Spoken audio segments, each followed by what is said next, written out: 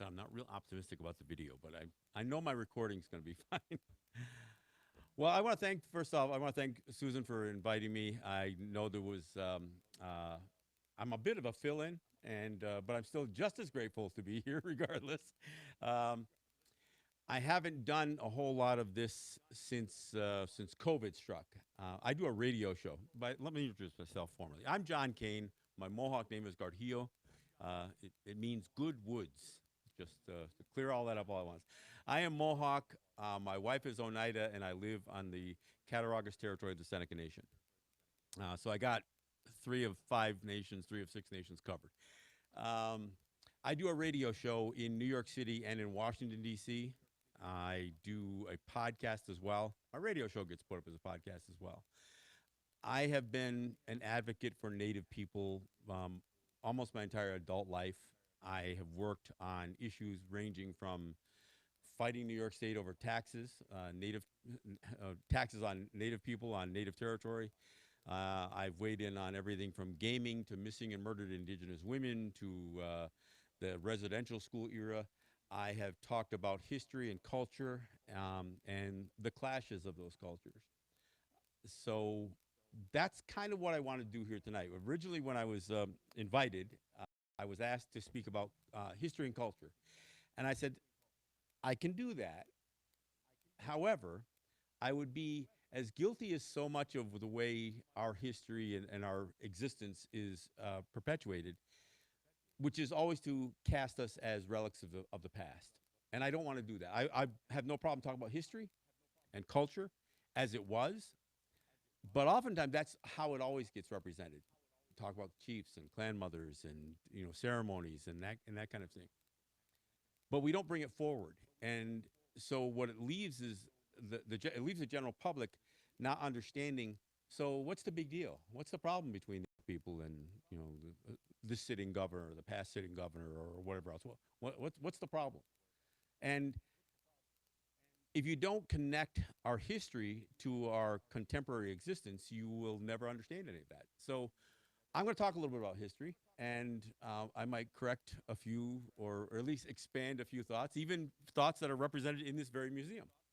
Uh, so we're gonna no, I'm not gonna throw anybody under a bus here, but I'm gonna make some corrections and some adjustments to the way our history is told, and hopefully in a way that doesn't feel like I'm attacking anybody's version of that history, but just to offer some thoughts that might enlighten a few people. And by doing that, it gives me an opportunity to see how the message is received and whether I think any of you are going to walk out of here feeling like you learned something or not. So that's the hope. So let me start with history. One of the things that always happens with Native people is we begin, and in fact, when I was a kid in school, they used to teach history in a way that it was always periods of history, right? And it started, anytime American history started, it starts with Indians. Not my word of choice. It's a misnomer awarded to us by Columbus. Not my choice. We actually have a word. It's called, our word is Ongweunwe. And what it means is real people or original people. And by real or original, it means that we are real to this place and that we're tied to this land. So when I say Ongweunwe, it has a sense of place and a sense of originality. So that's the word that we use instead of native. And I oftentimes will use the word native as something fairly benign that people can understand what I'm talking about anyway, without having to get involved in words that have either bad history or some other kind of political overtone associated with it. So you study history, and then the next period is discovery. And it's like, and for most of you who are old enough that this is the way you were taught in school. You were history, there was Indians, then there was discovery, and then there was colonization, then there was the Revolutionary War. I can go through period by period. I still remember all that stuff. It's as strange as that may be. The problem is that we didn't end at discovery, but that's the way it's taught. And every time somebody comes in and talks about history or culture, you still get the sense of, oh, they had such a good, rich culture. In fact, one of the words that I sometimes cringe in using, but I still use it, is the word indigenous. In of itself, the word indigenous seems like a perfectly fine word to use to describe Native people, or Ongweunwe. But the problem with indigenous, as it's used in the international community, it's always associated with people being descendants of an original people, not that we're still those people. And so, if you're only going to frame that word with colonization, a people who once were, and the indigenous people today are the descendants of those people, post-colonial period. I don't think that our whole definition has to be framed around colonization, or that we aren't those same people just in a modern era. We're not just descendants. Yes, I have ancestors, but to suggest that I'm merely a descendant of the people who that I come from is somewhat problematic. So I use the word indigenous, but I oftentimes have to use the words in a way that I reframe them, I guess. And so I make sure that they understand what I'm talking about. But one of the questions that happens when you teach history in terms of periods, the first thing they teach about in that Indian period is, where did we come from? And what invariably happens is there is an attempt to rely on what I call, and others have called, a single point origin theory, that we came from this specific place. And of course, we were all taught, and the museum still has some information that talks about migratory patterns, that native people populated this continent by coming across the Bering Strait and what people call they've called the land bridge. Now, the problem with that theory is that when they framed it, they did look. They had a theory. They said, well, native people must have come from Asia. So then they started trying to backfill all of the information that would support that. They did ice bore digs to say, okay, there were certain things that happened in the climate that in the during the ice age and the receding of ice and that kind of stuff, that there was a period of time that native people could have made it from Asia to North America. The problem is they keep finding more evidence, archaeological evidence, that we were here outside of the window that the land bridge theory supports. So then they say, well, maybe our window was too narrow, and so they expand the window a little bit, even though that was the basis of the theory. But they keep finding more and more evidence of native populations, and not just here, but in the Southwest and in South America. And so it really starts to erode at this notion that the entire Western Hemisphere was populated by a migration that came across the land bridge. It just doesn't hold up. And it doesn't even support that the majority of our population, or even a minority of our population, a decent sized minority, could have come that way.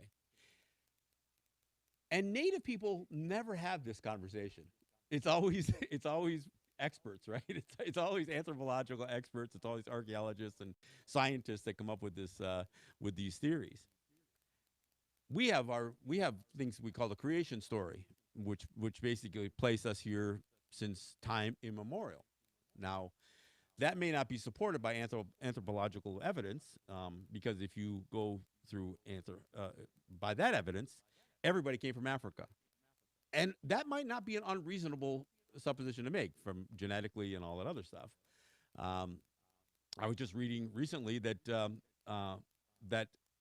white skin is a fairly recent phenomenon. It may only be between 5 and 8,000 years old, because Europeans prior to 8,000 years ago were as black as Africans.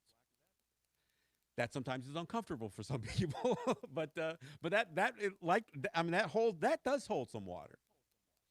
But when we get back to this idea of single point origin theory for native people, the fact is that there was likely people who were able to cross the Atlantic Ocean from Africa to South America. If you look at Africa and Brazil, they're not that far away. And we know hurricanes have no problem blowing across that Atlantic. So the idea that people with some navigation skills may have made it is entirely possible. I would also presuppose that the navigation skills that people that we now call Polynesians was pretty advanced as well. So I think there's every bit as likely that native people or people came to this continent whether we were here originally, since the beginning of time or not, I think it's entirely possible people came across the Atlantic. People may have come from the South Pacific, and whether a land bridge existed or not, there were certainly coastlines that could have been navigated to get here, without having a land bridge.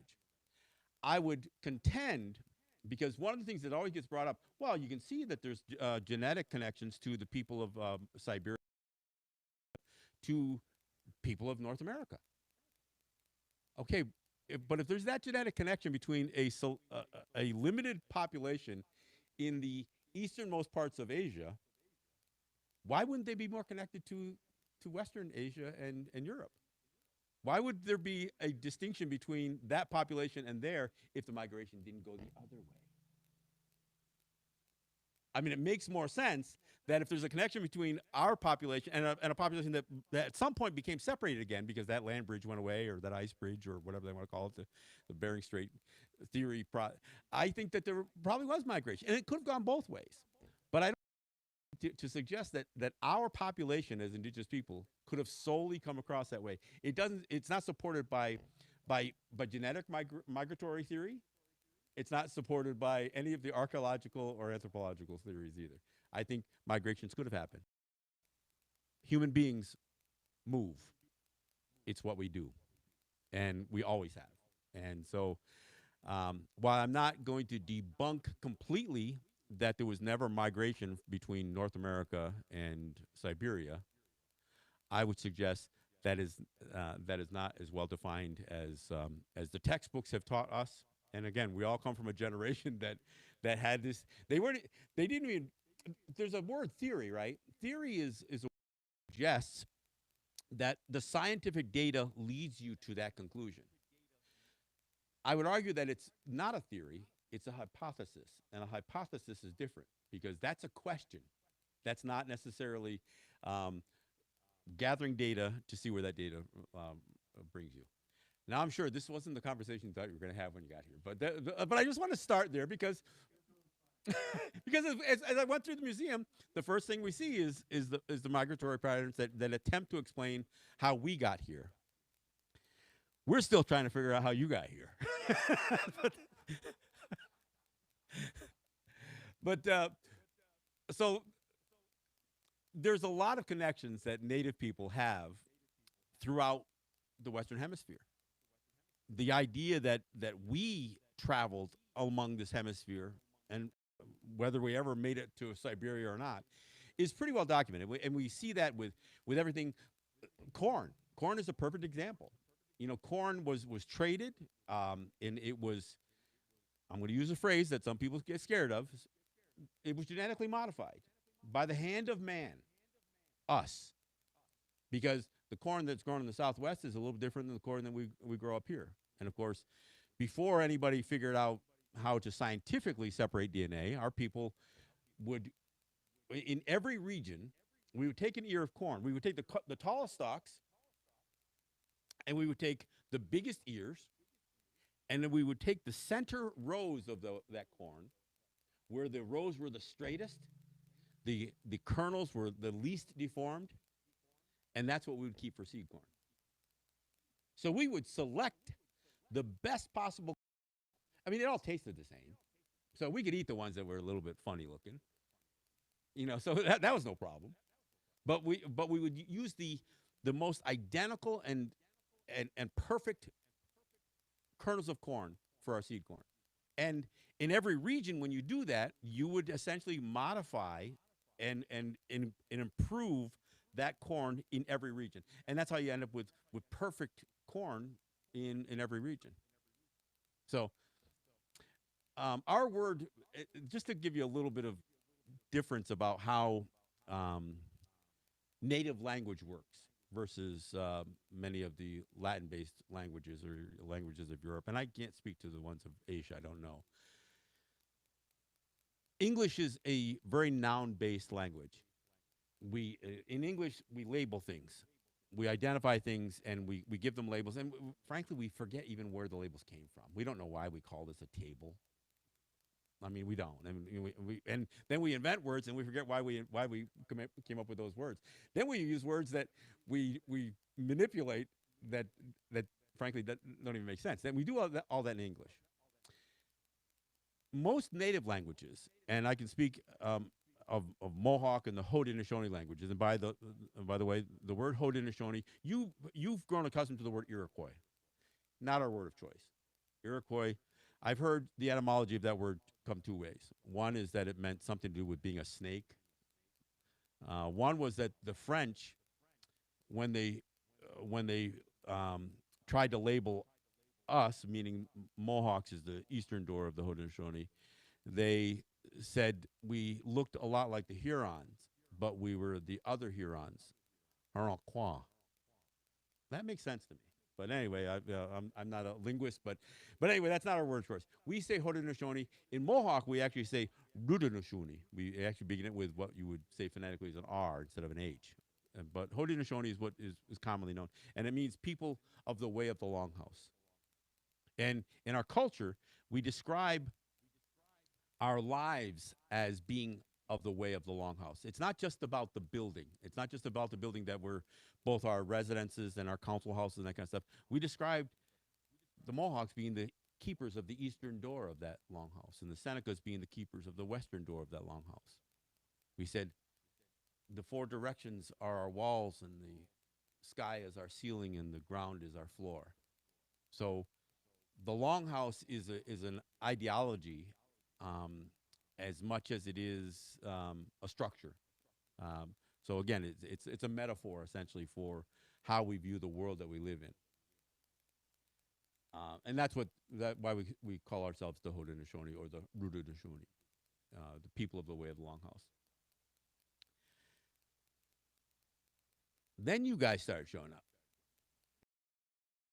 with Columbus making it to the what is was called the Isles of Espanol, and and that clash of cultures. It wasn't even a clash at first. Columbus actually was shipwrecked. He was stuck, and the native people helped, and of course Columbus didn't know this continent existed. And I know some people say, well, everybody says that he calls them Indians. India didn't exist as a country back in 1492. That's true.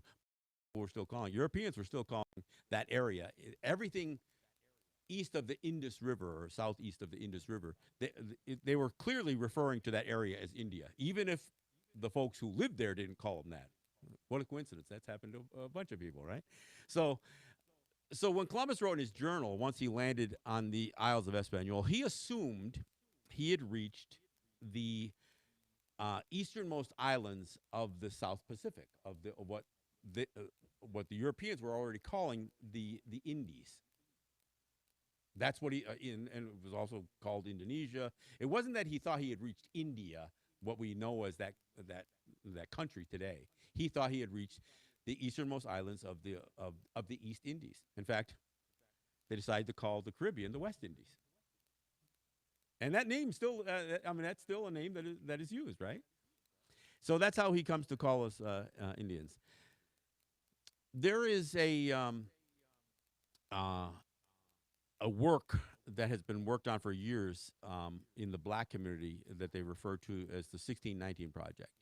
And 1619 refers to the first slave ship that brought African slaves to North America, to Jamestown, I presume. And and that is pitched as the America's original sin.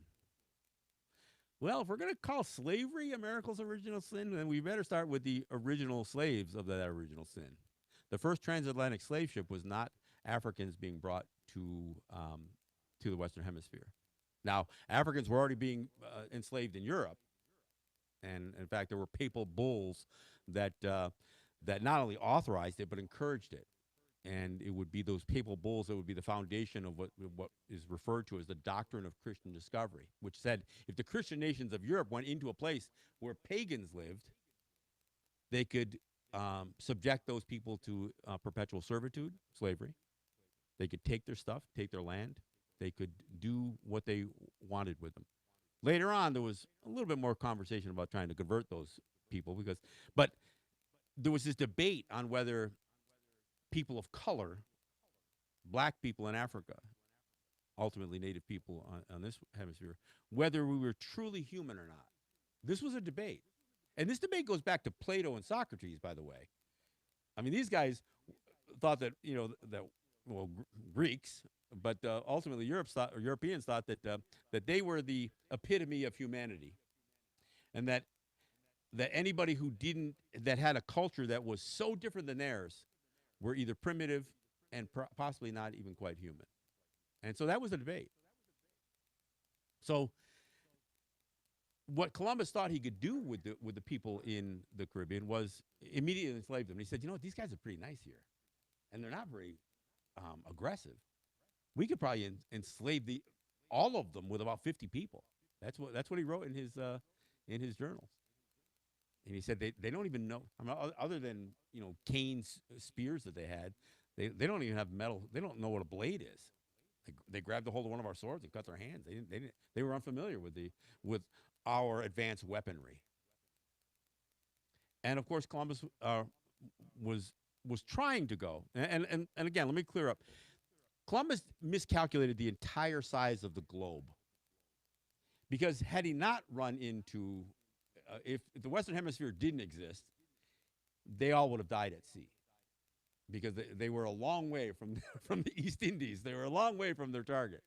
They never would have made it. In fact, they were close to mutiny when they reached that much shorter route, which got them to the Caribbean. So he had miscalculated, and in fact, when he died, he still didn't realize.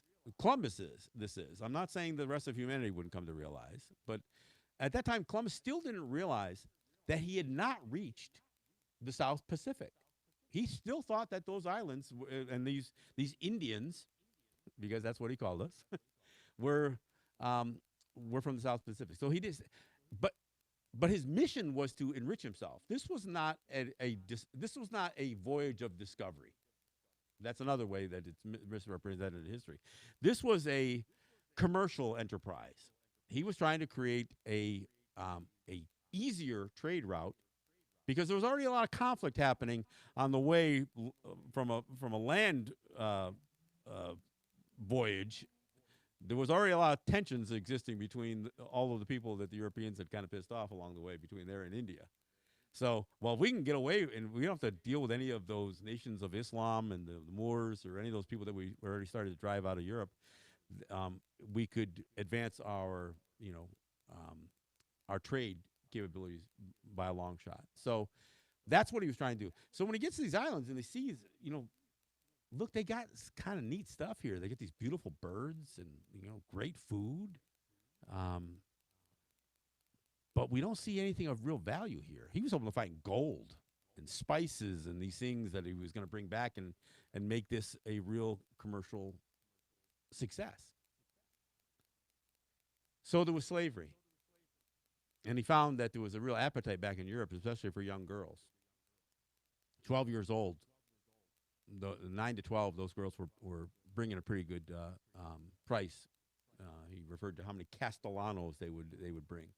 So that's what he did. He started bringing them back as slaves, but he also did find there was some minerals in these islands, and there was some gold. It just wasn't as plentiful as he thought. So he started making these people work in the mines. The entire population of indigenous people was almost completely eradicated. Some of them were completely eradicated by not just by Columbus, but by the Spanish in general. It was even the Spanish bishops who were there among them kept writing back to the Pope saying this is terrible. What they're doing here is just terrible, and it's well documented. I do have a video on YouTube, Columbus in his own words, if you ever want to look that up, and I get into some of those details. But what happens with Columbus's voyages is the Pope or popes, a series of them, weigh in. And as I talked about this doctrine of Christian discovery, that becomes the European model. That they can go, that now that they've learned a little bit more about navigation and they were more skilled about it, and now they've realized there's a whole other world that they didn't know. They've referred to us as the New World, right? There became a bit of a race. Who's going to claim it? And so the um, the Catholic Church, I mean, the British had not separated from the Catholic Church yet at this point. You know, there was no Anglican Church yet. There was no Protestants. It was everything was Catholic. And so the Pope advanced this idea that again, that you can go into these pagan lands and take whatever you want. What would happen ultimately by the time British started, the UK started sending people. They sent a guy by the name of John Cabot. His real name was Giovanni Caboto. He happened to be Italian too. All these Italian guys apparently were. Italy wasn't a country either by then, at that point either, but they were of that Italian peninsula or area. But John Cabot is the one who would actually sail for Great Britain and declare all this land for Britain under this doctrine of Christian discovery. Now, this is obviously church dogma. So how does it become so codified into law? Well, the monarchs were all they all claimed to be sovereigns, which that notion of having the power to rule over other people came from the Pope. I mean, the Pope literally would, and the church was involved with crowning these kings. It was a religious sacrament, and regardless of what you believed in terms of Christianity, this idea that there were people representing the Vatican that would suggest that they could bestow God's authority on certain families in Europe. It's kind of a bizarre concept in many ways, but it held for a long time. So obviously the UK comes in, and so the British start colonizing North America in particular. The Spanish were made it into Florida and Mexico, and they and Portugal would be into what is known as Brazil. There was a lot of the French would come, so there was a lot of tension between these European nations, a lot of competition. But there was also an established what they were considered. I say rule of law, but it was a custom, and this doctrine of Christian discovery, which meant that they would recognize whichever nation landed someplace first. So that's how you have a young United States, Thomas Jefferson, negotiating the purchase of the Louisiana Purchase, which the French got from the Spanish. So, and this you could argue, did they get the land or did they just get like what they call discovery title? Well, this is where that whole doctrine of Christian discovery gets a little awkward, and it actually becomes codified into U.S. law in the 1820s. 1823, two white guys uh, who had acquired land, and it wasn't even a purchase; it was more of a lease. Johnson and McIntosh. These two guys, um, bring a case before the Supreme Court because one claims that they got the land through this lease from the Cherokee, I believe, and the other said, "Oh no, we got it from the state. We got or the federal government." So one was the non-native government, one was the native government, and so Justice John Marshall, the Supreme Court in this, and there's a trilogy of cases that he ruled on. But in 1823, in Johnson v. McIntosh, he codifies into U.S. law the doctrine of Christian discovery. He basically says native people have no title to their land. They merely have the right to occupy it, like the animals do. That our sovereignty was necessarily diminished upon discovery. In fact, he has a quote where he talks about how extravagant the pretension is that he is putting forth in this case, that they would equate discovery with conquest.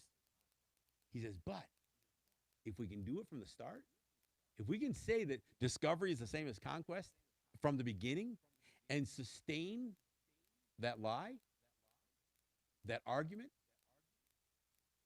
then it holds and it becomes law. And then he goes on farther, and it can't be questioned later. So if we can say this thing early on, that once we laid our eyes on these people and their lands, that we conquered those people and we conquered those lands. I mean, because I hear it all the time. I even hear native people say it, talk about conquest.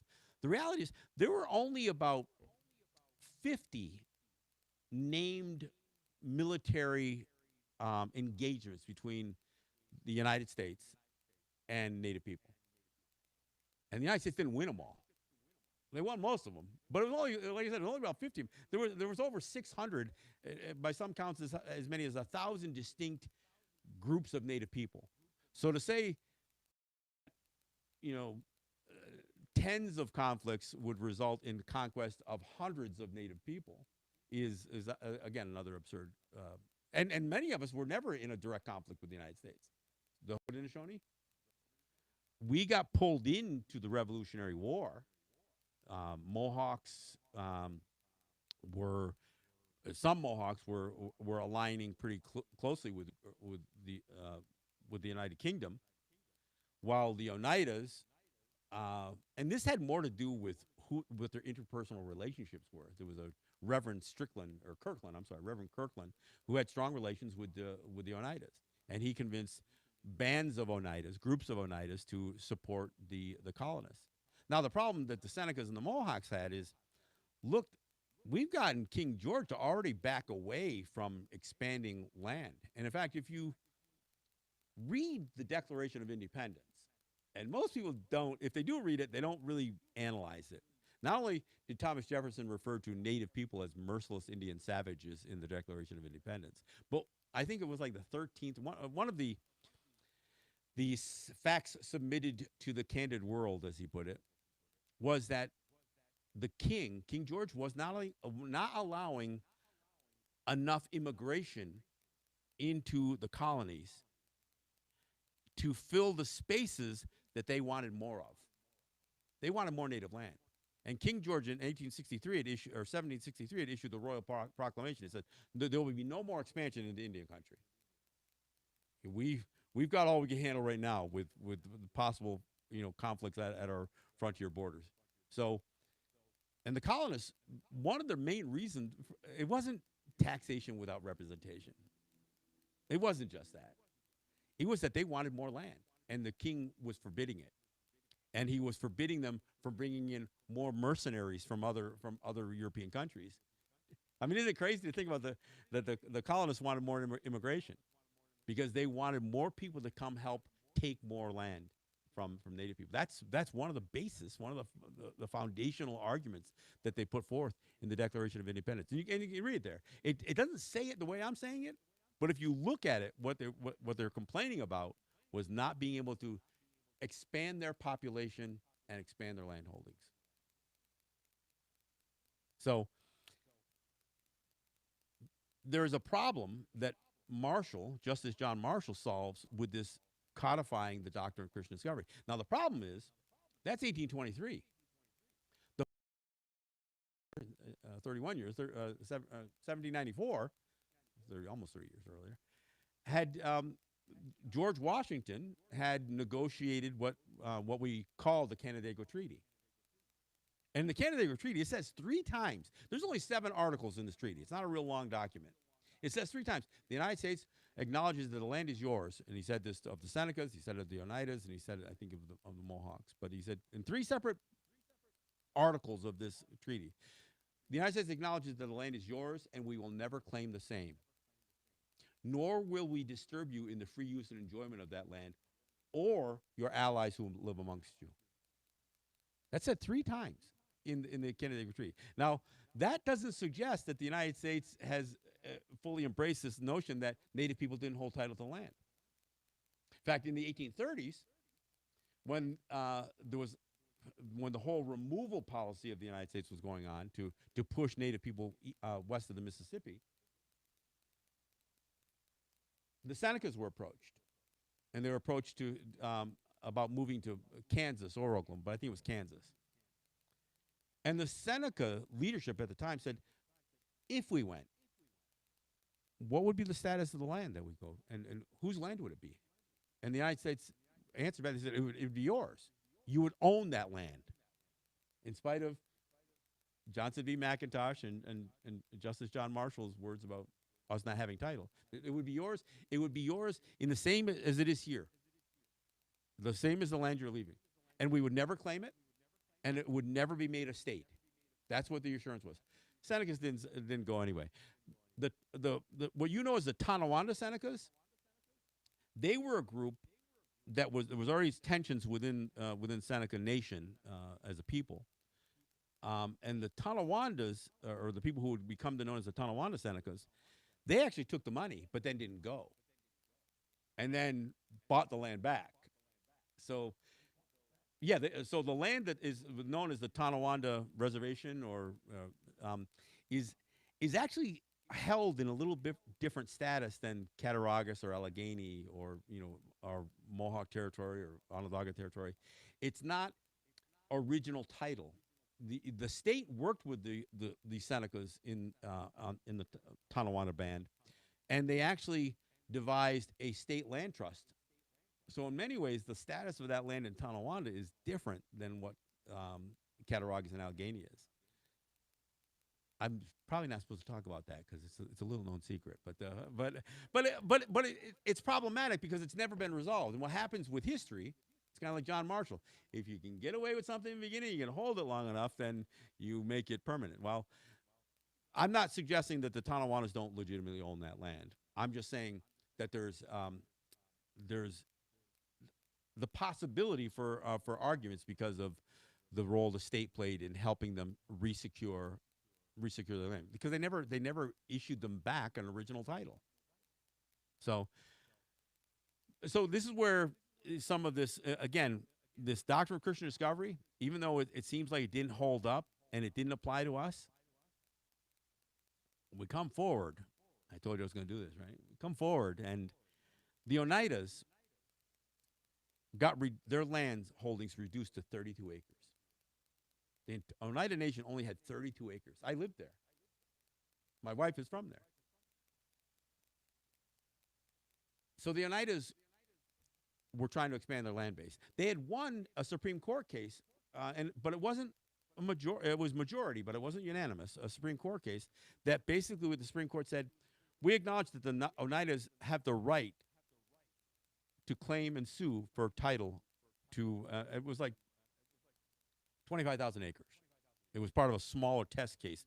The Oneidas will ultimately try to claim 6 million acres, which a legit claim. But this case was referring to what was the test case, which was 25,000 acres. So the Oneidas bought some of that land, and they said, "Well, we're taking it off the tax rolls." Well, in a court case, which was the city of Sherrill, small little town near Oneida, New York, where not far from that 32 acres that I talked about. The city of Sherrill sued the Oneidas because they wanted to tax them. It went all the way to the Supreme Court. And Ruth Bader Ginsburg wrote the opinion. And I don't know I think it was a majority decision, but it wasn't even close. If it wasn't unanimous, it was damn close to it. So it didn't matter if somebody thought these justices were liberal or conservative. They all took the same approach on this. And Ruth Bader Ginsburg wrote, and she's the liberal darling of the court, or was, and she wrote the opinion. She cited, so this is a Jewish woman on a modern day Supreme Court. She cited the doctrine of Christian discovery in footnote number 1 as to her decision.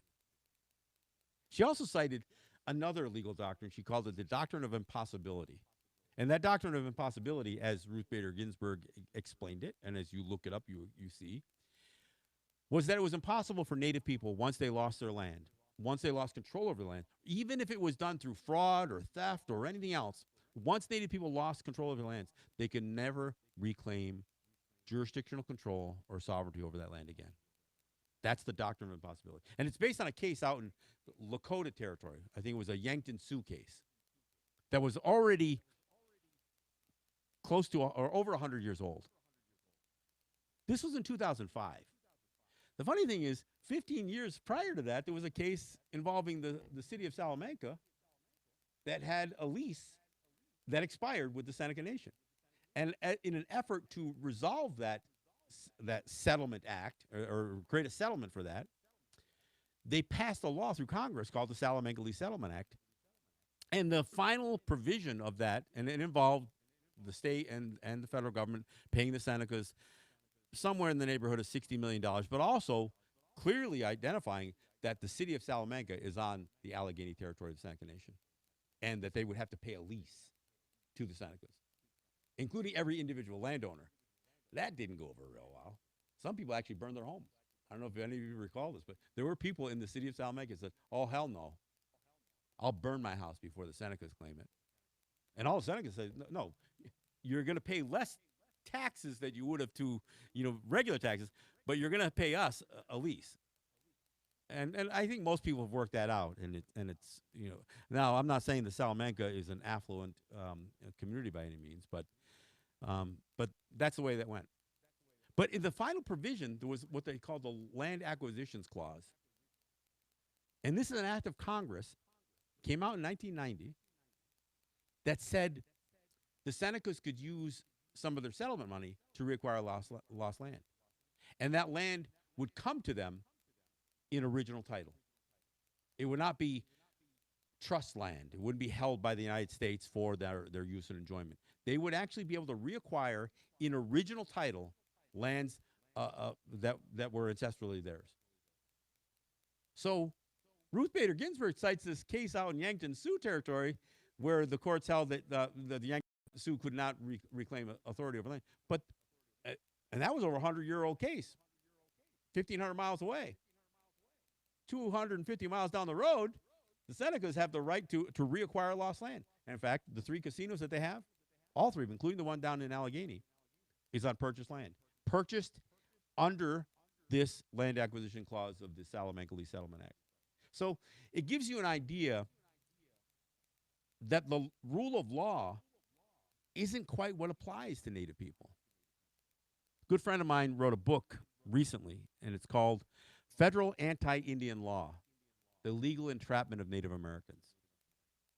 And what he argues is that there was never an Indian law passed by Congress. Every one of them was a law to affect us in some negative way. And out of that, the doctrine of Christian discovery has a strong foundation. Now, I mentioned that John Marshall had 3 cases that he had ruled on that impacted Native people forever. Codifying the doctrine of Christian discovery was one of them. But another one was that he, and this was in what is called the Worcester case, and where he in his legal dicta, in his opinion on this case, said that Congress had ultimate authority over the affairs of Native people, and that it was based in the Constitution, the U.S. Constitution, and they called it the plenary powers doctrine. The problem is they don't, and the U.S. Constitution mentions Native people 3 times. They were mentioned in the apportionment clause of the U.S. Constitution, and it's really unfortunate that many people just don't know that much about the Declaration of Independence or the U.S. Constitution. But I'm going to tell you, the apportionment clause basically says how taxes will be apportioned and how representation in Congress will be. Senate, we're 2 senators for every state, but Congress is always based on population.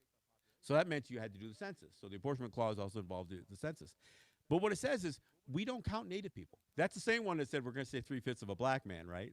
So southern states could end up having a little bit more pull because they could get representation for the slaves, but the slaves just never could vote or be citizens. But it refers to us in that clause too. It says excluding Indians not taxed. None of us were taxed, so I don't know why I said Indians not taxed. But so the apportionment clause makes it clear that we're not a part of the U.S. Constitution. We're not in it. We are a distinct people. Now, the other 2 places confirm that. The other 2 places were mentioned. We're also mentioned in the treaty clause, which is an executive authority. It says the president shall have the power to negotiate treaties with foreign nations and with Indian tribes. Put us exactly the same because we weren't foreign nations. So it had to mention us separately, but equally. It said negotiate treaties with foreign nations and with Indian tribes. Now, neither one of those things suggests that Congress has any authority over us, right? But the 3rd place we're mentioned is the Commerce Clause of the U.S. Constitution. And the Commerce Clause says Congress shall have the power to regulate the commerce in and among several states, meaning interstate commerce, with foreign nations and with Indian tribes. With, not of. I mean, to suggest that Congress was granted plenary powers over Native people would be the same to suggest that Congress was granted plenary powers over foreign nations, which obviously they don't. So there was a clear recognition of in both the treaty clause and the commerce clause. What it basically said is we're going to regulate what you do with Native people, not what Native people do in terms of commerce. So you might have to make sure that you get federal permission to do to engage in trade. You may have to get a license. You may have to do certain things if you're going to conduct trade with Native people, according to the Constitution. But it's not to say that Native people couldn't do things, or that Congress, and this is what the Supreme Court ultimately says, and they say it over and over again, that Congress has the authority to regulate the metes and bounds of tribal sovereignty. Well, sovereignty then if Congress has the authority to regulate it, and it's not founded in the Constitution. And what happens on every turn is what the United States boasts as operating under the rule of law. It never is what is used when it comes to Native people. Almost every law passed relating to Native people is based on a sole principle, authoritarian rule. It's not based on the Constitution, and it's not based on rule of law, on things that, on how you'd apply it elsewhere. And I'll give you an example of this. The third time that that Justice John Marshall rules in a case around Cherokee Territory, down in that area. And in this case, he refers to Native people as like wards of the state, like a ward custodian relationship. And this is again an opinion. It isn't even this opinion that he expresses in this case. And this was Georgia versus the Cherokee Nation, or U.S. versus Cherokee Nation, or something like that. And he doesn't explain where that comes from. He's basically saying that Native people are wards of the state. And out of that grows what we hear said often now is that the United States has a trust responsibility to Native people. That's what they say. And by trust, they don't mean trust as a virtue, like I trust you. What they mean is trusteeship. That the United States has been somehow granted or invented this notion that they were our trustees. However, there's a fairly well-defined set of laws associated with trust law in the United States. And the Supreme Court, time and time again, says, well, we don't mean that kind of trust law. So when we talk about the trust responsibility or trust law as it relates to Native people, it's different. It doesn't follow the same rule of law. Because if you are granted trusteeship over somebody, that doesn't mean you can do whatever you want to do. It means what you are bound to do what's in the best interest of your ward, the person who you're supposed to have their trust, right? The best interest of the ward is what the custodian is supposed to be responsible for. But that's never the way it's worked out with Native people. It's always the first and primary concern is the national interest of the United States. Well, that automatically kind of throws out this idea of trust law. So we have the doctrine of Christian discovery. We have this plenary powers doctrine, which when we talk about that trust responsibility, what they always come back to, Congress has that ultimate authority. And it is with Congress that the trust responsibility to Native people is placed. Well, we never gave them that. I mean, it's these things that get written in legal opinions, and then they get acted upon, and they get worked into the law. We just had there was a case called the Indian Child Welfare Act. That was passed in like 1978.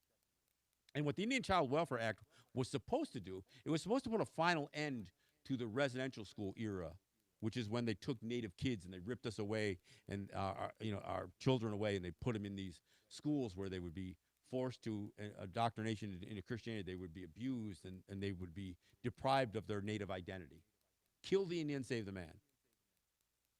But that Indian Child Welfare Act wasn't just about residential schools. It was also about what had become a very, very corrupt system of foster care and adoption. It had gotten to the point where a full 60% of Native children were either in residential schools. Well, actually, at one point it was as high as 80% were in residential schools. But even as residential schools became diminished, 60% of Native children were being adopted out to non-Native families. So you had state child protective services removing children from their home, placing them in white foster care, and ultimately, if they ever got out of foster care, would go into white families, which was all still a part of this assimilation process, the program of the United States. The Indian Child Welfare Act was supposed to put an end to that. So what they did is they said, states, your CPS systems must place a priority on children, Native children who were removed from a home. You must place a priority in placing them back with Native families. That sounds great. But wait a minute. Why don't we have a say in that? Why didn't the Indian Child Welfare Act say, states, you have to collaborate with the nations in the removal of a child? And the nations will place those children in Native homes. They didn't acknowledge that we had any authority over our own children. So even the Indian Child Welfare Act, an act of Congress, because they have plenary powers over, they have ultimate power over the affairs of Native people, they just set up guardrails for what had been traditionally a very corrupt system of child protection services as it related to Native people. We still weren't granted or acknowledged to have our own authority over our own children. But I will say, our people cheered it because it had gone so badly before that. And we start to buy into this idea. Yeah, Congress has our back now. Well, this case got challenged just recently. There was a ruling this year. It was called the Kane case. And Kane is a family of white folks in Texas who had been the foster parents of a Native child, I think from Navajo territory. Mother, had a drug substance abuse problem, and they were granted foster care, and ultimately wanted to adopt that child, and did indeed adopt that child. This child was not placed under the Indian Child Welfare Act with a Native family. And I think they may even had it worked out with both the mother and possibly the Navajo. I'm not sure. But then that woman had another child, but she still was not a fit mother. So the Brackens wanted the other child. Well, this time, a relative of that woman said, no, we're going to take that child. So it came down to a battle between a Native family that wanted to receive the placement of that child and the Brackens, who were wealthy. These were wealthy white people, and their wealth came from oil. So oil companies were actually funding their case. The argument that Brackens were trying to make was that the Indian Child Welfare Act was, first, a violation of states' rights. It was an overreach by the federal government, and that the federal government had no right to diminish the state's power over child placement. But they also argued that it was racist, because white people could not be denied having Native kids simply based on their race. So they want to reduce this whole idea of Native people, that we were merely just another race of Americans, albeit a very marginalized race of Americans. They didn't want to acknowledge that we were distinct in any way, or that that distinction didn't matter. So that was the argument they were making. They never ruled on the racism part, because the Brackens said it was also racist to deny a child the right to be adopted to an affluent white family. That was racist. The Supreme Court didn't rule on that. The Supreme Court left it only with the first argument, and they said, nope, it's clear. The plenary powers doctrine exists. It's been a well-established part of U.S. law, and if Congress was going to pass a law that affected Native children, they could do it. They had the authority, and this court has always held, in every instance, that Congress has the power to regulate the metes and bounds of tribal sovereignty and look after the trust responsibility of Native people. Now, Native people cheered that because the Indian Child Welfare Act survived the challenge. The problem is it still entrenched us in this notion that Congress has power, has ultimate say over everything to do with our lives. And they never addressed the racism question. And here's the problem with that. If this case finds its way somehow with the court perhaps becoming a little more conservative than it is already, or whatever. I mean, look, we get screwed by liberal and conservative judges either way. But if they take up that racism issue, if they can reduce Native people as just a race of Americans, then every Native program that exists, even the existence of the Bureau of Indian Affairs. Well, how come there's a Bureau of Indian Affairs? That's racist. Indians are just Americans. Why did they have a whole division within the Interior Department? Why do Native people get to do gaming? Why do Native people get control over their own resources? That wasn't always the case. There was a case back in the 50s. There was a case called the Brown versus the Board of Education. Everybody learns about that one, right? So that court was pressured. This is during the heat of the Cold War. That sounds funny, doesn't it? But this was in the throes of the Cold War. There were communist countries that were saying, the United States is pretty racist. Look how they treat black people. They were losing a PR battle to communist countries in the world. That was part of the reason that this case, Brown versus the Board of Education, judge, an attorney, young attorney at the time, Thurgood Marshall, was able to bring this case before the Supreme Court and overturned the separate but equal, all of this racist laws that exist, Plessy Ferguson, all that stuff. But that same court, less than a year later, had another case that came before them. So this court takes on this moral mission, right, to kind of eradicate some really strong racist language in things like, whether black people should get the same education that white people should. That's what the Brown versus Board of Education was. And everybody knows that, right? But that same court, only a year later, or maybe less than a year later, heard a case called the Teton case. The Teton case is the Tongass National Forest, which is where Alaska kind of comes down into Canada a little bit, and there's the Tlingit. Native people live there. And the United States was making, or U.S. companies were making a ton of money off of foresting, the logging industry. And so the Tlingit said, that's our land. And we deserve to for all the timber that's being taken off our land. So in spite of the court trying to hedge a little bit on some of its racist rulings in the past, in this Teton case, they said, "No, it's not yours. We don't owe you anything. That land, you don't have legal title to that land. We own your land." Cited the doctrine of Christian discovery. This is in I think it's 1955 as it rings a bell, but so they once again utilize this notion that Native people we don't have control over our own resources.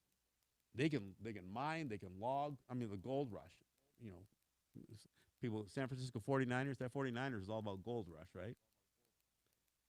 And, they were still paying scalp bounties during the gold rushes that went through the plains in California, because they needed to get rid of Native people because they wanted our resources. And there was no trust responsibility that had our backs. In 1987, 1987, California was going to try to shut down a high-stakes bingo operation on a small native territory called the Cabazon Band of Mission Indians. So California was going to close their bingo hall. It went through the courts and went all the way to the Supreme Court. And the Supreme Court said, there's no underlying federal statute that regulates native gaming. So California, you can't shut them down. In fact, you've got gaming in the state. They've got the right to do gaming in the state. But there's, in the absence of any underlying federal statute, you can't claim that their gaming is illegal. That was called the Cabazon case. About 18 months later, Congress pushed through a law called the Indian Gaming Regulatory Act. Now there was an underlying federal statute. Now they could say what was legal gaming and what is illegal gaming. You couldn't say it before that. And I got to be clear, the Supreme Court didn't give the Cabazons the right to do gaming. It acknowledged that the Cabazons had the right to do gaming. I mean, it acknowledged that Native people could do gaming on their territory. That's what it did.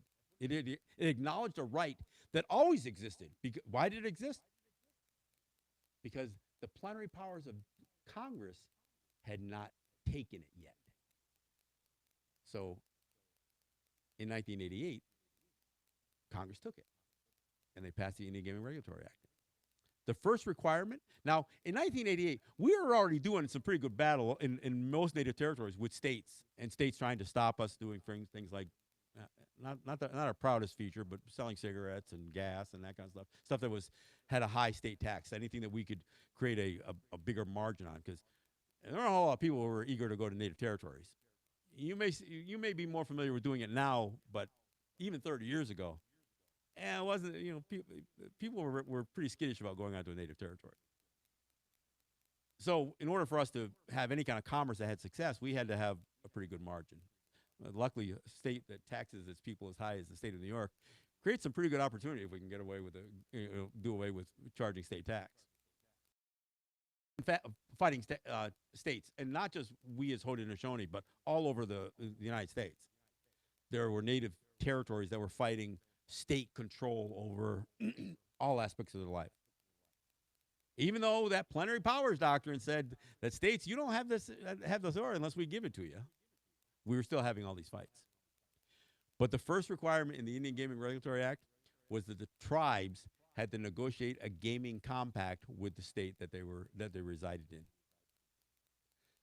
So in order for the Senecas to do gaming, they had to negotiate a gaming compact with the state of New York. That expires in 2 months.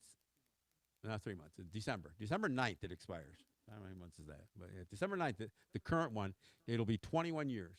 It expires. Now, when Congress did this, they created a completely unlevel playing field because states have powers that we don't. And one of the first states to say, there was a provision in the IGRA that said, if a state won't negotiate a compact, the Native people can sue the state and force them to negotiate a compact. And Florida said, oh, wait, that violates the 11th Amendment of the U.S. Constitution. Oh, yeah, I guess it does. So they struck it, and they didn't put anything in its place. So the assumption, and it has been implemented once, was that if a state doesn't want to negotiate a compact with whatever native territory, that the native gaming enterprise would be or existing could negotiate it with the federal government through the Interior Department. But it's not codified. It's not defined in the law.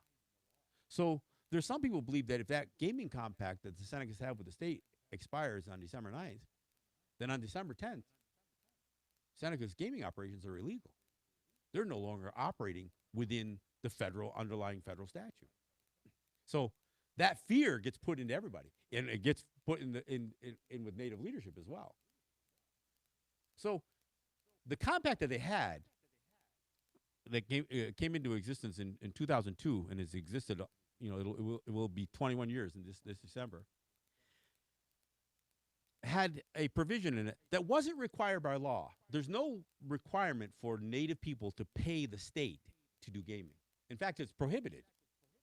Under the statute, it says states can't tax a Native gaming operation or force them to pay. That's what it says in the law.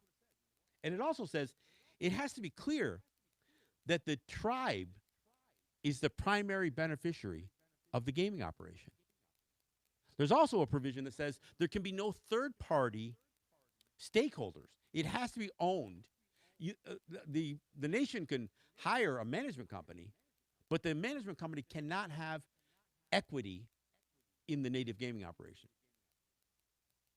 There can be no third-party stakeholders. But so New York State negotiates a compact with the Senecas, and this was George Pataki at the time. And in there, the state's saying, well, it sounds like you're willing to share some revenue with us. Let's create a formula for that. And so what the Senecas ultimately get duped into agreeing to is a revenue sharing provision that says the state of New York will protect the Seneca's gaming market. And they will do that by not allowing anyone to put class 3 gaming machines, slot machines, in the 15 counties of Western New York. So from the other side of Rochester all the way over. And for that, the Senecas will initially pay the state. A new term got made up. It's called net slot drop. They'll give them 18% of the net slot drop for 2 years. Then the next 5 years, it'll be 22% of the net slot drop. And then the final 7 years of that first period, the 14-year period for this revenue sharing provision, they would pay 25% of the net slot drop. Well, net slot drop means the money that you put into a slot machine minus the payout, the state will get their percentage right off the top. What's left, the Seneca's got to run the whole casino with. They've got to cover all the operating costs. So when you what sounds like 25% on the high end of the net slot drop, it actually ends up being a little more than 50% of the net income. In 21 years, the Seneca Nation received in revenue $2.4 billion. The state got 2.2. $2.2 billion. They didn't invest anything. They didn't risk anything. And they really didn't even give anything up, and I'll explain. But first, so it's 2.2 billion versus 2.4 billion. The difference is $200 million. Remember that number, $200 million. Because what the New York State did is they said, we won't do class 3 gaming in Western New York. Well, the problem is New York State couldn't do class 3 gaming. Their law prohibited it. Since the 50s, they had a law in the books that said New York State can't do casino gaming. It was prohibited in New York State. In 2013, the state, and they had tried a couple times to amend the Constitution. In order to amend the state Constitution, I hate to sound like I'm giving everybody a civics lesson, but in order to amend the state, you have to, the amendment has to pass two state legislatures.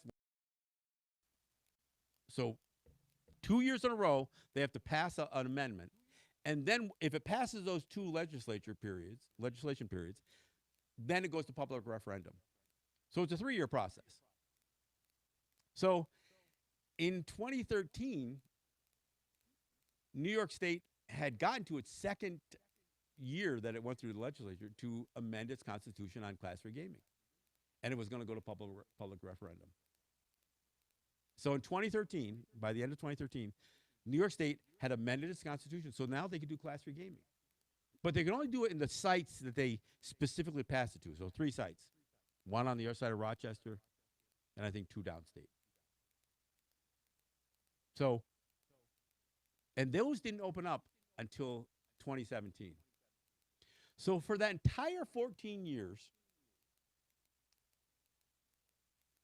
that the Seneca Nation was paying up to 25%, up to 50% of its net revenue to the state of New York, the state didn't give anything up. They couldn't do class 3 gaming anyway. They couldn't do it. And in fact, the first class 3 gaming operation didn't come in until that 14-year period had expired. So in 2016, what happened? Well, let me back up. What the state did do was it started expanding class 2 gaming. So they opened up Hamburg Gaming, Batavia Downs, Finger Lake Downs, and they turned them into slot parlors. In fact, they advertised it all over the state that they had casinos now. State had casinos. They call them that, and they call those machines slot machines. So the Senecas had stopped paying at some point, and they said, "You're breaching our revenue sharing provision, our exclusivity." And the state said, "No, we didn't, because those are class 2 machines, and we specified that we would not do class 3 machines." Yeah, but you're still taking market. Well, Yeah, we're taking market share from you. Well, that means it diminishes the value of the so-called exclusivity. But so there was a standoff in 2013 before this thing went to the state's um, amendment to the Constitution went before the people. The They wanted to resolve this conflict with the Senecas. So Andrew Cuomo says, "What are we going to do to fix this?" President of Seneca Nation Barry Snyder says, "We keep 200 million. $600 million was held in escrow. 600 million. We're going to keep 200 million, and we'll give you 400 million, and we'll settle this conflict right now." So why would the Senecas do that? I mean, they were out losing market share. I mean, whether technically it had been breached, what had happened was they diminished the value of the exclusivity they were given, which is a problem with federal law because federal law says you can't give a concession that's not worth the same amount, at least the same amount that you're for the value you're getting paid. In fact, it has to be in the best interest of the native gaming operation to pay that revenue sharing. If you're giving them something that has less value than what they're paying you, that's illegal. Problem is, the Interior Department doesn't enforce much when it comes to this kind of thing. So why did the Senecas settle in 2013? Well, I'll tell you why. And I know why, because counselors told me this specifically. They said, our compact has an automatic renewal at the end of 2016, unless either one of us have an issue. Unless either one of us want to amend that compact, there's an automatic renewal. If we didn't settle with the state might not have renewed. And the Senecas were of the belief that if the state of New York walked away from its compact, that they were told, it doesn't say it in the law, but they were told that your operation might have to cease to exist. So they settled, kept 200 million. The difference in what the Senecas made in 21 years and what the state made in 21 years is $200 million. If they had not withheld that $200 million, the state would have been the $2.4 billion revenue keeper as instead of the Senecas. I mean, it's just ironic how that worked out. It wasn't planned. It is a coincidence. So, but the language of the compact said 18% for 2 years, 22% for 5 years, and 25% of the net slot drop again, which is really the gross gaming revenue for 7 years. There was no language in the compact that talked about the next 7 years, the renewal period. There was nothing in the language that said that.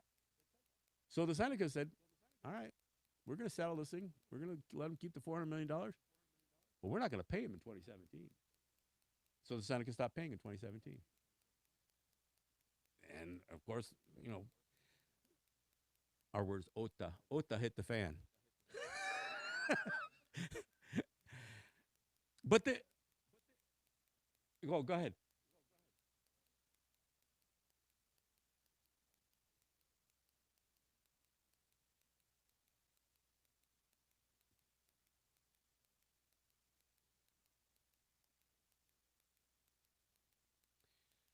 A lack of understanding, which is why I was so glad you guys invited me. I mean, honestly, I'm telling you stuff that you could parse it out if you did the research yourself. But if somebody doesn't explain it or at least get you enough interested in the subject matter, you might not find out. So, in general, most of the non-native public acknowledges that our sovereignty exists. We had good support, even in our tax battles with New York State. And it's not just because people like coming there to buy cheap cigarettes. They just think we had the right to do it. I mean, that's really what it came down to. Many Americans believe that we exist as nations within a nation. That's not our concept. I mean, that's the way most people, and in many ways, it's taught that way. But we don't contemporize any of that history. That's why having the opportunity to bring some of that past forward to today gives me an opportunity so you understand why we have the conflict. Let me just finish the gaming story a little bit, and because I want to address that a little bit more. So the Seneca stopped paying, and New York State says you still have to pay, even though there's no language. And there's nothing in the gaming compact. There's still nothing in the gaming compact that they said the Senecas had to pay. There was no percentage, and there was no mention of the last 7 years. So it goes into what is called binding arbitration. Now, binding arbitration meant that three judges would be appointed as arbitrators in that binding arbitration. One would be appointed by the Senecas, one would be appointed by the state, and then those two judges would narrow down a selection for the third judge. So we had two white guys and one native guy. The native guy was a guy by the name of Kevin Washburn, who worked for the Interior Department many years. He was involved in gaming. He knew his stuff. I didn't know who the other two guys were. But in a 2-1 margin, this arbitration panel ruled that even though the language doesn't say it, we're going to assume that you have to pay. So our ruling is, yes, you have to pay. Now, let me tell you what the problem is with that. There's a thing called the Four Corners Doctrine of Contract Law. Remember I said somehow when the rule of law gets avoided when it comes down to native issues? There's this thing called the Four Corners Doctrine of Contract Law. And what it says, if it ain't in those four corners, it ain't in those four corners. There's no such thing as implicit terms of a contract. There's only explicit terms. If it doesn't say it, if it doesn't define it, and I don't care if you did something as simple as buying a car or a house, there's no such thing as what is implied. It has to be detailed in there. These two judges ignored standard contract law and said, we're going to assume it was implied. And we're going to allow this implicit inclusion that you must pay for another 7 years. We're going to rule that way. So they threw out all legal precedents so they could make their ruling in favor of the state. And in doing so, the last 7 years, the Senecas no longer had an agreement with the state. They had an imposition upon them by the state. They didn't agree to that. Two white guys on a arbitration panel forced it. They changed the language of the compact by saying, oh, you're going to pay for another 7 years. Now, here's the other thing that they violated. There is a thing called the canons of construction as it relates specifically to contracts and treaties with Native people. And this is a federal standard. And what it says is that if a contract or a treaty is entered into with Native people, and somehow the terms are ambiguous, it must be interpreted in favor of Native people. Now, part of the reason is, frankly, they didn't think that we were as sophisticated as the people who were drafting those documents in the first place. And you know what? They're probably right. But I didn't want to make it sound, it actually sounds racist in a way, but it's true. They didn't think, they thought New York State, federal government, big oil, timber companies, you know the language better. You have years and years of experience drafting legal documents.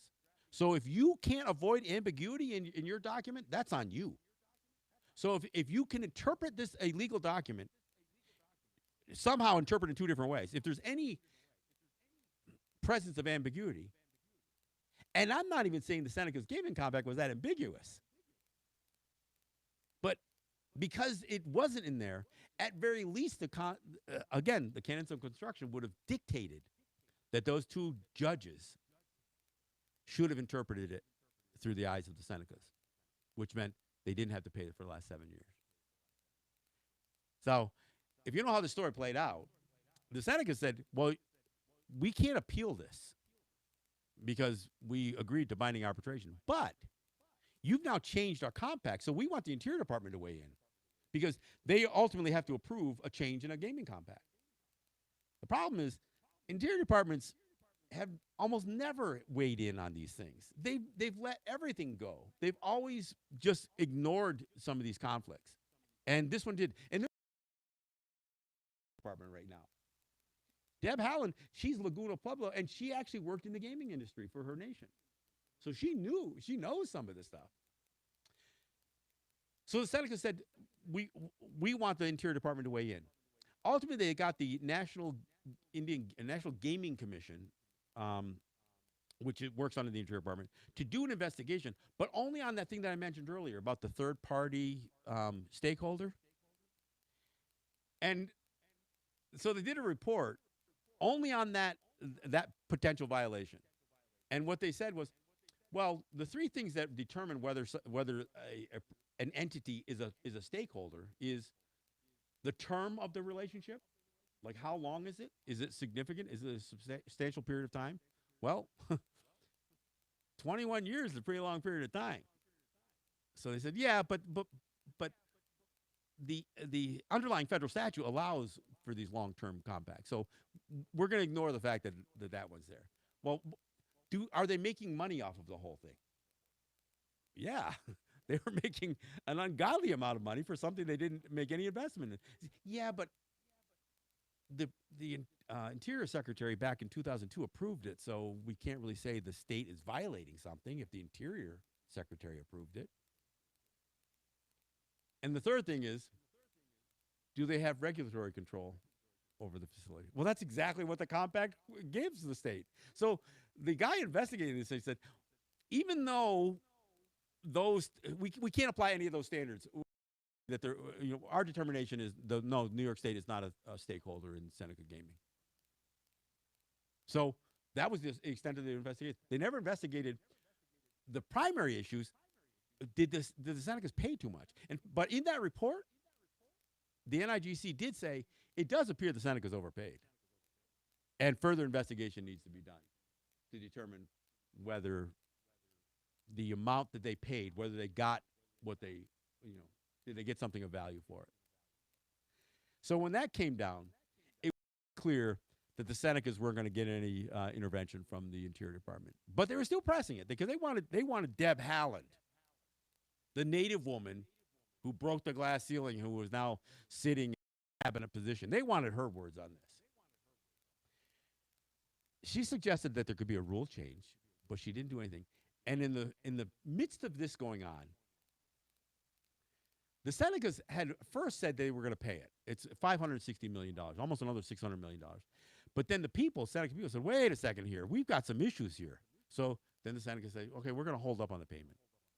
Well, Kathy Hochul was she was trying to close the deal on two things: her state budget and how she was going to give a whole lot of money to Terry and Kim Pegula, the owners of the Buffalo Bills, to build a new stadium. So she was pissed. And actually, so were other people, like Crystal People-Stokes, some of the assembly leader of the. So these people were pissed that the Senecas had initially considered paying, but now we're saying, wait a second, you're probably going to get paid, but we need to exhaust some of these other remedies. Hochul said, enough of this. Now, her husband happened to be the former U.S. attorney for the region, William Hochul. Went to work for Delaware North, Seneca's, big competition, right? So she comes up with a way to force the Senecas to pay. She uses a law that basically is in place that says if you've been fined by the state of New York and you don't pay that fine, I can freeze your accounts until you pay it. So she treated the Seneca Nation as if they were fined this $560 million. Now, she didn't do anything to the account that $560 million is sitting in. She froze all of the operating accounts of the Seneca Nation. All of the operating accounts of the Seneca Nation. Checks were bouncing. She did this on a Friday. Checks started. The Seneca Nation issues an immediate sets of emails to all of his employees saying, hey, look, if you haven't deposited your check yet, hold it. Hold it till Monday or Tuesday. All of their operating accounts were frozen. Everything to do with health care, payroll, everything was frozen. So on Monday, the Senecas cut a check for $560 million to Kathy Hochul to free up their accounts. Just the one. Out of that $560 million, Kathy Hochul turned around and gave $400 million of it to Terry Pegula, along with a commitment for another $400 million from the state of New York. Now, that money was supposed to go into state coffers. It wasn't her discretionary funding, but this is how things are done in New York. And this is, again, how I say rule of law doesn't apply when it comes to us. because the playing field isn't level. And most of that rule of law stuff is they're not our laws in the first place. But the fact that she could literally hold the entire operation, both political, the government and the gaming enterprise hostage, so they would write the check for $560 million. So she made her deadline with the state budget. She fulfilled her promise to Terry and Kim Pagula. Now they're building a smaller stadium that mostly wealthy people are going to be able to go to because they're going to be more executive suites and less general seating. So that's what you get out of your owner of the Buffalo Bills. So that compact, which ends on December 9th, leaves everything in limbo now. Because should the Senecas have to keep paying if they have to if or what? We can't get a straight answer. And for whatever reason, even though the Gaming Act has been in place for 35 years, there's still more questions than answers when it comes to the abuse that Native people experience at the hands of the states that they're supposed to compact with. So anyway, what was your question?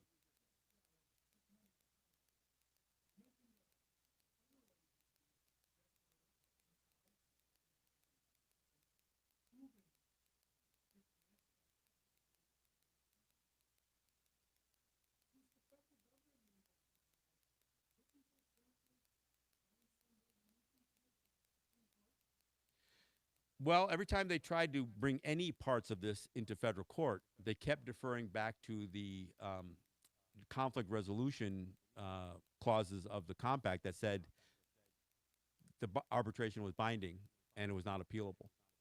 And every court that they went into said, "We're not going to touch this. You agreed to binding arbitration. It's your sandbox that you agreed to, so you got to sit in it." So no. The only recourse they had was to get the Interior Department to do its job, which was to provide oversight on what the state, any state, because this is the only example of this. Other states have been trying to squeeze native gaming for years. Now, I think it's important. Now we'll go back to talking about culture. Seneca territory is different than here. There's no taxes levied against the Seneca people. They don't pay sales tax. They don't pay property tax. They don't pay fees to the Seneca Nation government. So the Seneca Nation government has no means for generating revenue other than its enterprises. Gaming is almost the sole source of public finance for the Seneca Nation. Your municipalities, your counties, your state, federal, there's any number of ways. New York has all kinds of ways to squeeze money out. The Senecas can only make it through their commerce, and they have a construction company. They have Class 2 gaming. They have Class 3 gaming. They've got some gas stations, and the Seneca Nation itself has a couple of C-stores. In fact, they built one up in Niagara Falls on the casino grounds, and that pissed off a bunch of people. Who the hell do those people think they are? They can put a store on their property. So but all of the revenue the Seneca Nation makes is what they fund their entire government, every service, every health. I mean, healthcare is still being funded in large part by the Seneca Nation. And they do some distribution to the Seneca people. But for anybody who thinks the Senecas are all rich, they get like $600 a month. But there's 8,000 of them, so it's a lot of money. So 8,000 Senecas, even if they're children, it goes into a trust account. If you're an enrolled Seneca, you're entitled to this distribution. But it's like only $600 a month. It was higher than that, but they trimmed it back during COVID, and they haven't put it back up yet. But they're not making $100,000 a year. Every individual Seneca is not a casino mogul. And so they get that.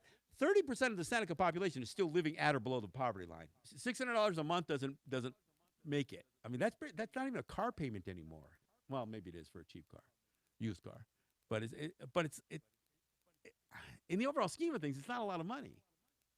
And we have very limited resources there. You can't build a house on Seneca territory unless you have the cash to do it, or the Seneca Nation provides a program for housing. We can't go to a bank and get a loan to build a house. Why? Because we can't collateralize the loan with the land. So doing a business, building a home, we can borrow money for a trailer because if we don't pay it, they can throw the wheels on it and pull it out of there. So rolling stock we can buy. So if you wonder, why do all those Senecas live in trailers? It's because it's the only thing we can buy. I'm not Seneca, but I do live in a double wide on Seneca territory. And if I don't pay for it, they're going to throw wheels on it and pull it out of there. So it's different there. We don't have the crime rate on our territory. We don't have police. We have marshals there, which are kind of peacekeepers. They don't even carry weapons. I think they carry pepper. My son was a marshal for a while. They had pepper spray or something like that. But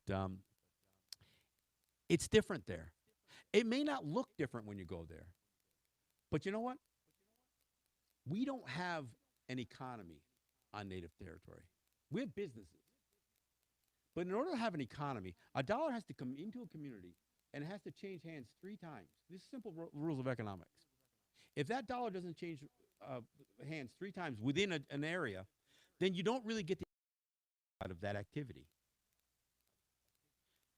All of the money that goes into Seneca Nation, whether it's gaming or whether it's the guys who have smoke shops, we spend that money right back in the Western New York economy.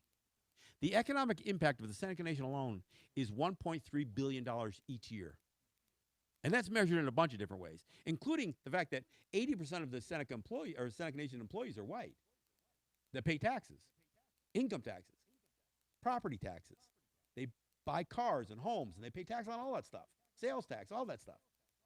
So even the tax generation is clear that it's a positive economic impact. You know what the Seneca Nation doesn't have? Land in Florida, shareholders in Arizona, other business operating throughout the globe. Delaware North does. Terry Pagula does. Every dime that goes into the Seneca Nation stays in this economy. Oh, I take it back. You know the money that doesn't stay in the Western New York economy? It's the money the state takes. Even arguably whatever happened with this $400 million that went to Terry Pagula, the state has taken over $1 billion of gaming revenue. Some of it comes back. 25% of what the state gets. So out of $2.2 billion, only 25% of that came back to Western New York, to Niagara Falls, Buffalo. And it wasn't supposed to fill potholes. It was supposed to be a windfall for these communities. It wasn't supposed to be a part of their tax base. It was supposed to do improvements that, frankly, the Seneca Nation gaming operations would benefit from. Maybe some beautification, so it doesn't look like hell the second you step off of the, off the gaming grounds. All of a sudden, you don't see bushes, untrimmed and everything else. I mean, it was supposed to be to improve economic development in those 3 areas: Salamanca, Buffalo, and Niagara Falls.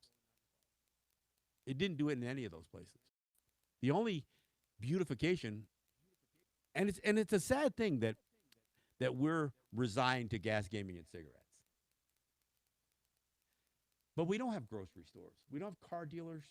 We don't have clothing manufacturers. And why? Because we would not have, those businesses would not thrive in our territory. The only ones that thrive in a territory that you got to go out of your way to get to is something that has a huge margin, tax margin, gaming that you can't do anywhere else. But to be clear, every dollar stays in Western New York. We only get to we may touch it once or twice. I buy gas on territory, so when I get money in, I'm going to fill my gas tank with money. But other than that, well, you can buy weed products now. So, but I'm not a big consumer of cannabis products. But and I don't condemn it. I'm just saying that I'm not. That's not what I do. My wife actually uses gummies for neuropathy, but that's a whole other issue. But anyway, but there's not a whole lot of businesses that will allow a dollar to come into our community and stay in the community. That's one of the things that I mean. That's the cultural difference. And part of it's cultural, but part of it is just it doesn't work yet.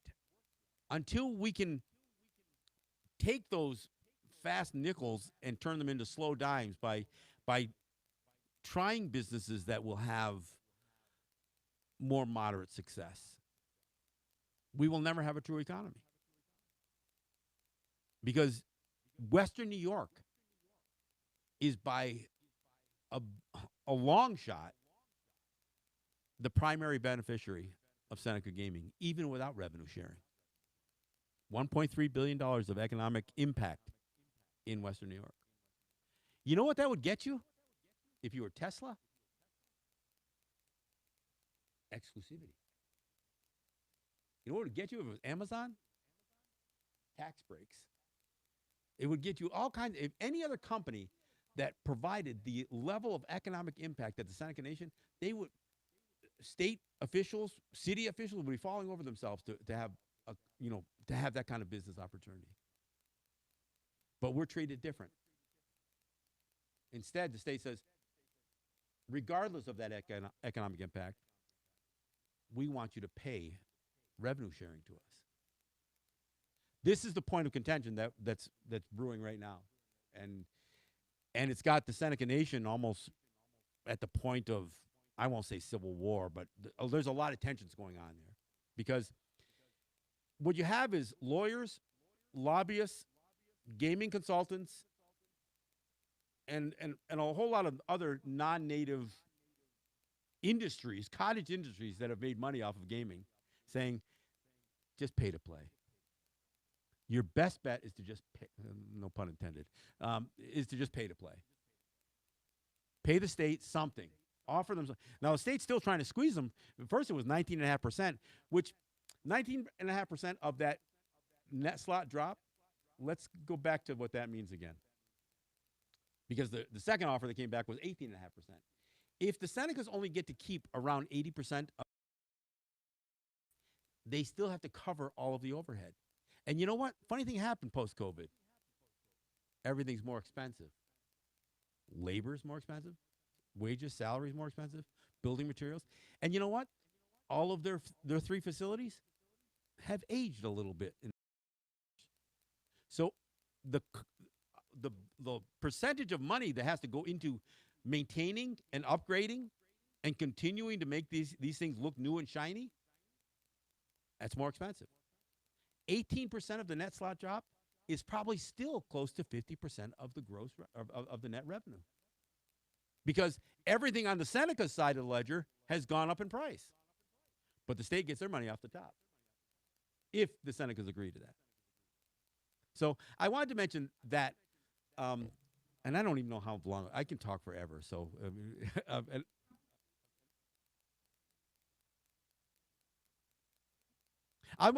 okay, let's do that. But I want to mention one other thing, because I played a role in it, and this might spark a little bit of interest also in the question and answer. I was the single Native person who pushed and achieved a state ban on Native mascots in high schools. I not only fought this in Lancaster, which some people may have recalled that, but I fought my old school, my own high school, Cambridge Central School. It's out near Saratoga. They were the Cambridge Indians. And I have played a role in this debate over the mascot issue all over the country. But I always had it back here saying, at some point you got to go back to your home school, your high school, and you got to take them on. And I did. And I actually got, and I won't go do the whole story, but I actually got the Board of Education, only 5-person board, voted 3-2 to retire the mascot. But they had a board election that replaced a couple of board members, and the next month they were seated. So they rescinded the resolution to retire and said, we're keeping it. And I helped some families fight that with the New York State Department of Education. And I wanted to do this with the Department of Education because, in spite of what anybody wants to say about NYSED, they are less political than the legislature, and they're certainly less political than the governor. I didn't want this to be part of the culture wars debate that's being fought all over the country. I wanted intelligent people who were concerned about education and children to understand the research that has gone into this thing and make their determination. So NICED ruled against Cambridge and said, no, you have to go back to retiring that mascot. Then I said to NICED, if you can do it to one, you need to do it to all of them. A commissioner from NICED 20 years ago told schools to get rid of these things and to do it in a time that was practical. So it wouldn't have a huge economic impact on them. Richard Mills, back in 2000, I think it was, had told schools to get rid of them. And many of them did, but others dug in. They painted new gym floors with it. They put artificial turf with their logos on it. They put banners all over, murals all over their schools. They doubled down. So I convinced Dr. Betty Rosa of NICED to, issue a ban statewide. It went through the New York State Board of Regents, and they voted unanimously to impose a ban for high schools to use native mascots.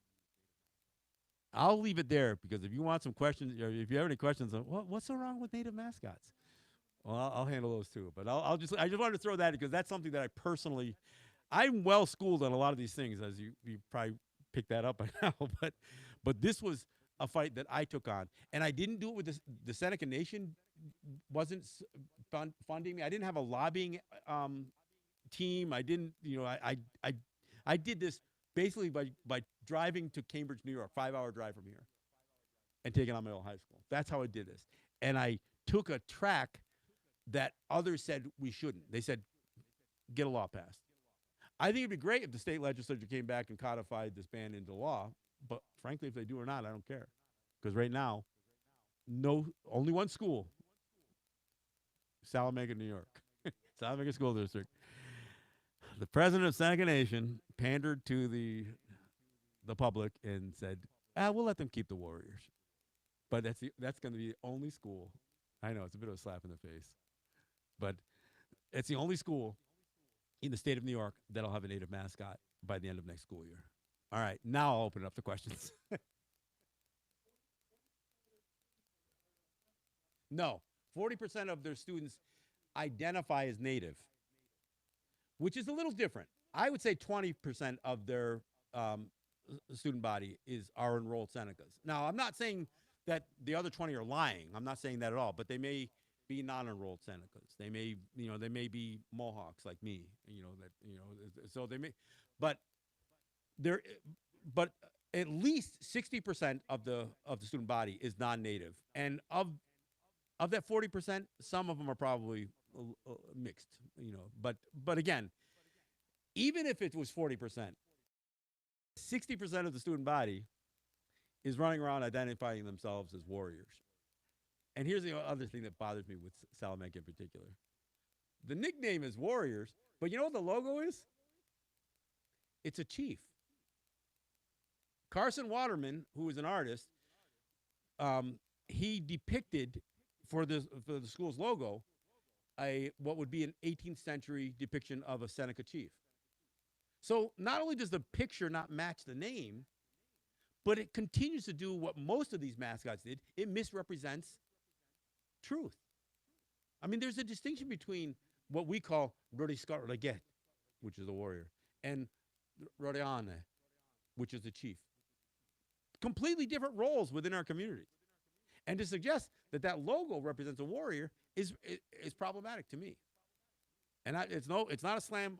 I like Carson. Carson, if you ever get a chance to see Carson in person, he's actually a funny guy.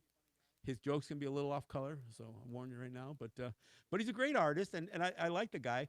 But he's really proud of that image and the fact that the school used it. And you know what? Okay, but it still misrepresents what your name is. So after Rosa issued the ban, she called me. And she asked me if I'd sit on her Indigenous Mascot Advisory Council. So I did.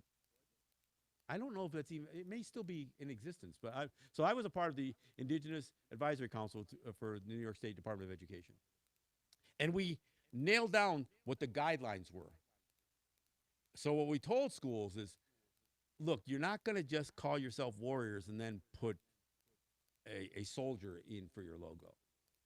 Because if you, you and I discussed this, I realized that the word warrior, none of these words are ours. I mean, but the word warrior, but if you have associated it with native imagery, especially fairly recently, then no, it's got to go. You're simply not going to change the logo because all of that old gear, you're still going to have people still reminiscing over using a native mascot. And so we battled Canandaigua because they wanted to call themselves the Braves. They said, yeah, but what if we use the word Braves like home of the brave? Well, that's an adjective. It's not a noun. So I hate to give your school a little bit of a grammar lesson, but you can't pluralize an adjective. So no, you can't be the Braves and say that it's part of your national anthem. It just doesn't work. I mean, and so I was a part of crafting with NICED, and I'm not saying I was the only one, but I will say I was probably the only Native person on that council that was at every meeting and did the research. So, but anyway, so that's what. So beyond getting the ban in the first place, I didn't stop there. I stayed. I stayed with it. Now I'm working with Pennsylvania to try to do the same thing. But that's my next step. But go ahead.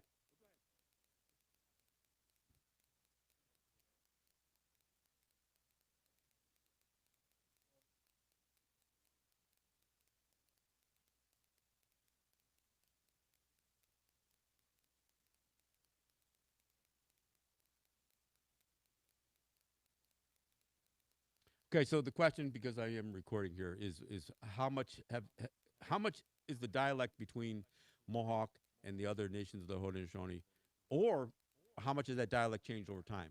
Well, there's no question that time does impact language. We've created new words in the language that didn't exist before Europeans came to our lands. So we didn't have a word for horse, but we have one now. But Oneidas and Mohawk, the language is very similar. The biggest difference is in things like the R being rolled. So we would say, my name is Gardillo, but Oneidas would say um, uh, with an L, like Galillo. My son's name is Ganaratio, but the Oneidas would say Ganalatio. So so a lot of it is very similar. The Senecas, the language, and not just a language, but even pronunciation is quite a bit different. It's just like Senecas and Kiowas. If you ever hear a Seneca speak, the first thing that is noticeable is that it's and my grandson goes to school and he's gonna laugh because he knows I'm telling the truth here. It's nasally. Mohawks speak more in the throat and in the chest. Oneidas similarly. But Seneca, it gets way up in here, back, up in here when they talk, and so, and it's not a criticism, and I don't know why it's like that, but you're a Seneca speaker, you'll oftentimes hear it sounds a little, if you if somebody makes a liar out of me, then by all means they're welcome to do so. But um, so that's one thing in terms of the tone, but again. Um, our word, what's the Seneca word for cat? No, no. Is it? That's incredible. No, our word for cat is the ghost. The ghost, and it refers to the whiskers. It's actually related to trying to like they feel their way going forward. As remember, I mentioned earlier about the language being verb based or sometimes descriptive. Our word for rain is not a noun. Our word for rain is yogonuru, and it's not the word for rain. We reference rain, and what yogonuru means is we know it's precious. We always placed a high value on rain, whether it was torrential rain or whether it was light rain, because we knew that we didn't have the flooding issues. We dealt because we weren't trying to control rivers and stuff like that happens now. So we had a different appreciation for what rain represented. So that's why many of our words are descriptive words about what something does as opposed to what we think it is. So again, more verb or descriptive based. But but we the language has changed over the years. And I'll tell you something else that's changed. 150 years of residential schools attempting to destroy our language and our identities, it was effective. It didn't just destroy in children, it also separated relationships between families, mothers and daughters and fathers and sons. On the mascot issue, many of the survivors of those residential schools, when forced into the dominant culture after having so much of their own identity wiped out, saw in the dominant culture that, hey, look, they've got a native guy on the side of a football helmet or on a hockey jersey or on a baseball cap. So when I was a kid growing up, even in my old school called the Indians, although I wasn't flattered by it, I knew people. I knew some. I grew up with kids, native kids, who were Washington Redskins fans. Not even thinking about the fact that the word is a slur or that it's a misappropriation. But as sports fanaticism, and keep in mind, the word fan comes from fanaticism or from fanatics or whatever else, right? But as sports would become such a dominant part of American entertainment, it became uglier and uglier for a native person to experience 50,000 people in a football stadium with red face and headdresses on and doing tomahawk chops and bringing, even sacred objects like rattles and drums and stuff like that into a football game. There was a guy in Philadelphia Eagles fan, Philadelphia Flyers fan too. He used to go to games. When they were playing against the Washington Redskins, he'd bring a duffel bag in with him back before they would stop you from bringing a duffel bag. And in that duffel bag, he had a head with war paint, looked like a severed head, with a headdress on it. And he impaled that head with a sword, and he'd hold it up during the football game. And you know what? The networks would put him on camera. He also did it when the Blackhawks played the Flyers. He just had different, he used to go in face paint, green when it was Philadelphia, orange when it was, or green with the Eagles and orange with the Flyers. And not only would the camera zoom in on this guy, but, and I can't remember what sports network was carrying the Stanley Cup playoffs at the time. But you know how they go to break with the graphic of what the score is? They actually used his picture, used a video of him standing in the crowd with that impaled Indian head. Now, my argument is, how do you explain that to your 7-year-old grandson that you brought to a football game or a hockey game? It wasn't just inappropriate, but it was applauded. And one of the things that, and this is an analogy that I make on the mascot issue, and I have to make it. We're the only people used this way. I know somebody's going to say, yeah, what about Notre Dame fighting Irish? Well, for one thing, Notre Dame was pretty much an Irish Catholic university. So if they wanted to call themselves the Fighting Irish, it was up to Irish people to decide whether it's wrong or right or whatever else. Plus, their mascot's a leprechaun. Leprechauns don't exist. They're not real. Lucky Charms are not. So what we get confronted with all the time is, I don't know why they're raising such hell over this. We're just honoring them. No, you weren't. We were never consulted by any of these schools who adopted this, including Salamanca. City of Salamanca, those people hated us down there. They didn't call themselves warriors to honor the Seneca Nation. Maybe things have smoothed out a little bit now since. But my question is, how would you honor black people? I mean, there's been some incredible Americans who are black. Harriet Tubman, Frederick Douglass. I mean, if you don't want to go that far back, Jesse Owens, Martin Luther King. I mean, We can name all kinds of people. Muhammad Ali. I mean, there's all kinds of incredible athletes or other people in American history who are black. So couldn't you honor people? But how would you do it? What would you call that team? And what would your mascot be or logo be? You know what? You can't. You can't do it. And you know what? People or Jewish people or Hispanic people or Arab people, you really can't do it to Native people either. But here's the other thing that gets missed in this conversation. What happens with mascots, and I confronted this when I went back to my old high school. Some of those people at those board meetings, man, there was some hate in that room.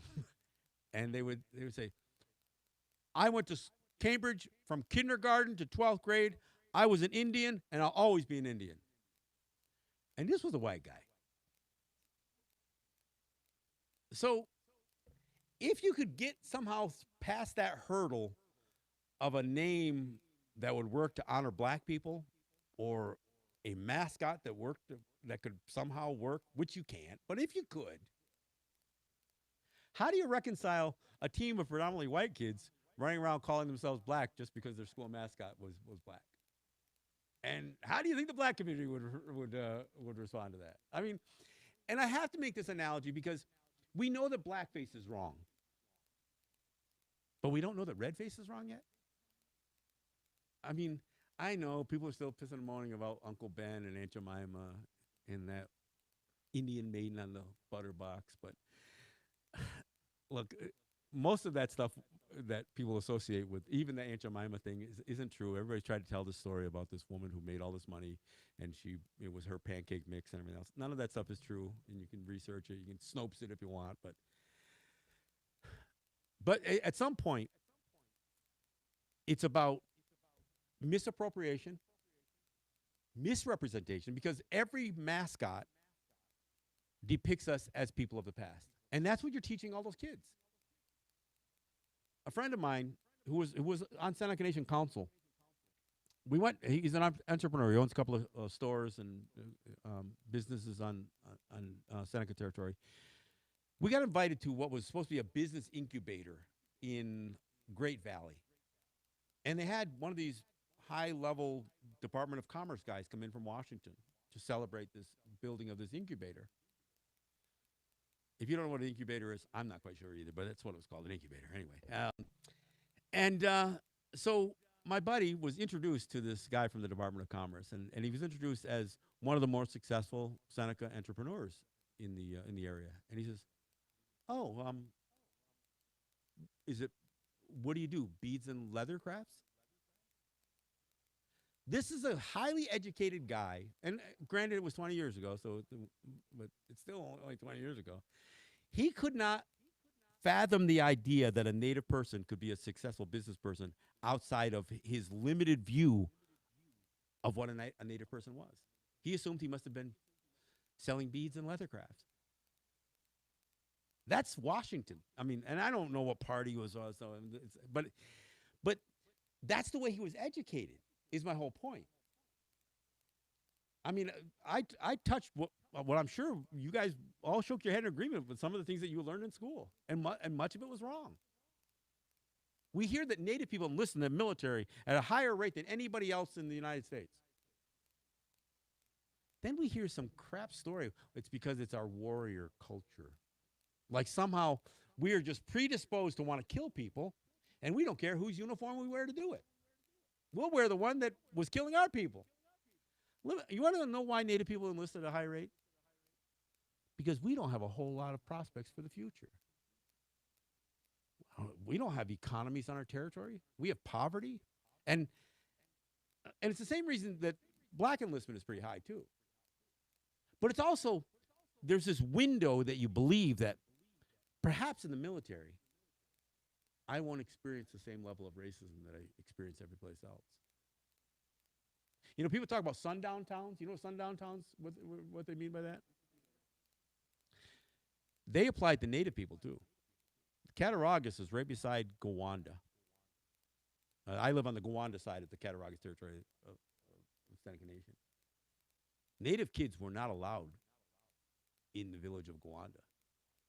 Or not Native, kids are the ones that are hard to control, right? There was a specific curfew. I mean, they didn't call it sundown laws, but there's this, for some reason, it is hard for most people to fathom that the Native experience has been based on racism. Crystal People Stokes, I mentioned her name. I know she's a big fan of yours, I can tell. Um, one of again, same friend of mine who when he was on council went out to Albany because we want to talk to some of the state legislatures leaders to say, look, we're going to have a problem with this compact.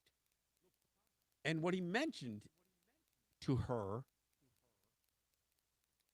was that the Senecas were being treated, they were receiving racist treatment from the state. And she said, you just stop right there. How dare you? How dare you come into my office and use the word racism after what happened to my people at Tops Friendly Market? Look, there's no question that what happened at that Tops Market was terrible. But that's not where the beginning and end of racism is. But how do you think white supremacy gets embraced?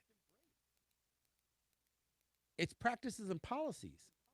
You know, that kid who did that wasn't raised in a vacuum. But for Crystal People Stokes to say that somehow we as Native people can't assert the clearly racist policies that have affected Native people for hundreds of years, we can't call it racism because they're not shooting us down in the street? Well, they were. You know, there's a movie coming out in October. You guys have heard of Killers of the Flower Moon? Have you heard this? And it's probably going to be an incredible movie. I mean, it's got great actors, great director, and that kind of stuff. But it's based on a book called Killers of the Flower Moon. I'd advise you to read the book because the book is incredible. I'm afraid the movie's going to make you feel sorry for the Leonardo DiCaprio character. But it's still probably going to be a good movie. Just it may not be true. But you know what? I had the author of the book on my show. And I asked David Grant, I said, David, I don't understand.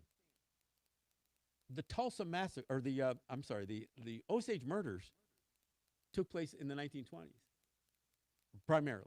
I mean, actually, some happened before that and some happened after that, later into the 30s even.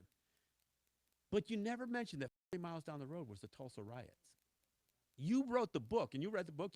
He clearly identifies this as racism that was first and foremost behind these murders. But see, Native history is always siloed. So we'll talk about the Osage, but we're not going to say that 40 miles down the road, hundreds of black people were killed just because they were successful in Tulsa. Most people, I never learned about the Tulsa riots until about 10 years ago. And I suspect most people didn't know anything about Tulsa riots until about 10 years ago when it started getting a little bit more newsworthy. But I bring that up because we can't treat any people as a silo. We have been here for a long time. We predate Columbus, colonization, the United States, calling it America, calling it all that stuff. We predate all that stuff. But we're still here. We've experienced American history, albeit through a different lens than you do. But we experience the same history. And I think it's important that at least having a conversation to understand that perhaps the perspective that you have isn't, I'm not saying it's wrong, but another perspective can exist based on our lives. I'll stop it there. Unless somebody has one more question or anything else. I mean, I can be long-winded. But I hope that you guys enjoyed the conversation. And look, I do radio. If you listen to podcasts at all, or if you're on Facebook, my Facebook pages, I've got two of them. One is called Resistance Radio, and the other one's called Let's Talk Native. You can ask your smart speaker to play Let's Talk Native podcast. I'm on YouTube. Let's Talk Native TV is my YouTube channel. You can find any of this stuff. And stay in touch with the museum, because I'm going to stay connected with these guys here, too. And you know what? Maybe they'll invite me back. So. Love to. Thank you. Thank you. I'd just like to say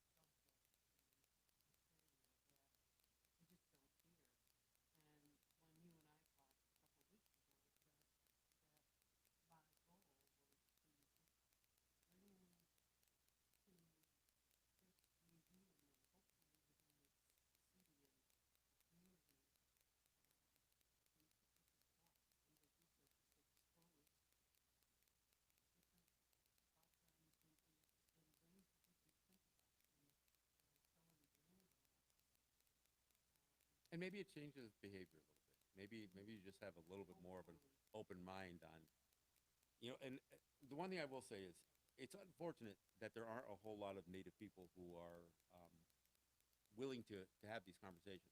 And part of it's fear. This isn't our area of expertise. We used to be known as statesmen, but I think that kind of got pushed away with, I don't know, doctrine discovery, plenary powers, or trust responsibility somewhere along the line. But there are people who know, and we're not on the radio. WBFO, the NPR station here, that I listen to all the time. I had conversations with them about possibly doing a set of shows there. Then the Tots Friendly Market happened, and they started a program called What's Next, and the phone never rang. I pushed through the mascot ban. You think WBFO would have called and said, "Hey, let's do a program on it"? No, I've never been featured on their program. In fact, just recently, a friend of mine who's been on my show, a guy by the name of Keith Burke, was on, and he was on because he wrote a book called "We Remain: Race, Racism, and Native Americans," in the history of Native Americans, something like that. And so they had a white guy on to come in and talk about the racism the Native people experience because he's the expert. And I like Keith. I'm not saying it to be pejorative or anything else, but it's so even where you think you can find a platform and maybe an audience, maybe too provocative. I don't know, but I don't think so. I mean, I don't think I hope I didn't say anything that anybody took personally offensive. And I just think these are conversations we need to have. So I thank you. Thank you.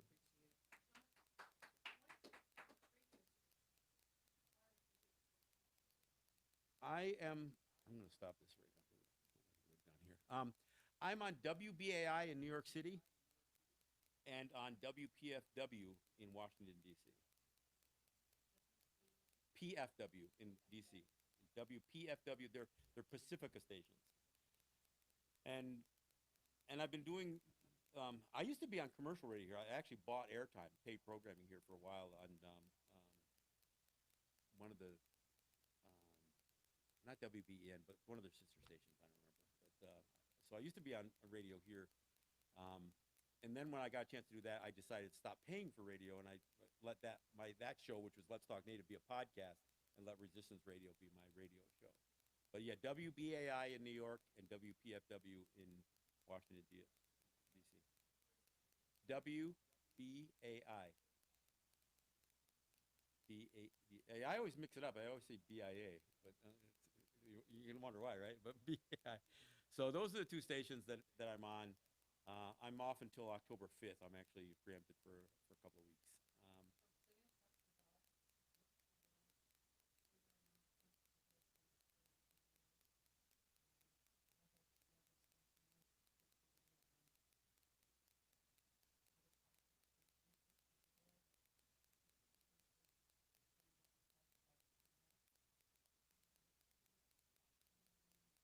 And there's a lot of stuff yet. I mean, the reckoning over residential schools is something the United States has barely scratched the surface on.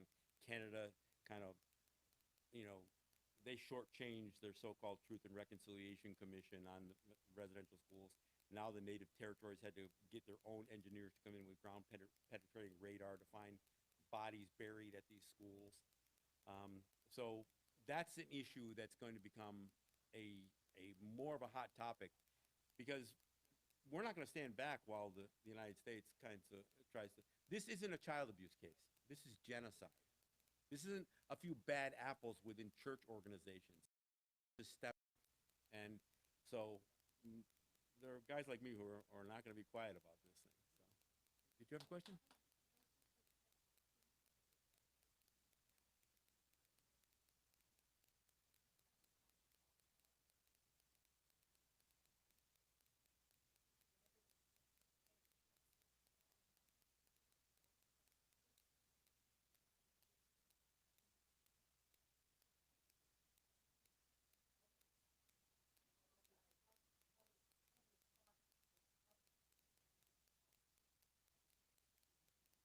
Well, and I understand that point, but part of what we as Native people are trying to fight for, and this may sound counterintuitive, is our distinction, though.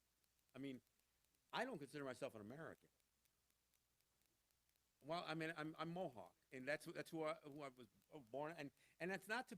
I'm not condemning or trying to, speak badly about, especially about the people. I have some real problems with the way the state and federal government operates, but I think you guys do too. But so our distinction is an issue. One of the things about this residential school thing, I don't want them to just say, okay, we've identified these many children who died, and we're going to write checks now. I mean, should there be some sort of compensation? Yeah, there probably should. But you know what? I want to see our sovereignty restored, because this was genocide that was geared towards doing three things: eliminating our population through a forced assimilation, because that makes you go away too. That still is genocide. Eliminating our land bases, because when they took our children away, they didn't think we needed as much land. And then eliminating our distinction and our sovereignty. So you can't give us those lives, even repair the ones that you destroyed. But we do have a land back movement. We do want some of our land to be recovered, and we also want our autonomy and our distinction. I mean, we're not wards of the state, and we never gave Congress plenary powers over us. There are ways we can mutually exist on the same land, and as neighbors. I don't want to be isolated, but I want our distinction to be. I mean, this goes beyond DEI and all that other stuff. This is about, we are a people who were here before anybody else was here, and we've struggled to reclaim some of that identity. We've struggled, but we have reclaimed that. Our language programs are coming back, so we want our distinction to be respected.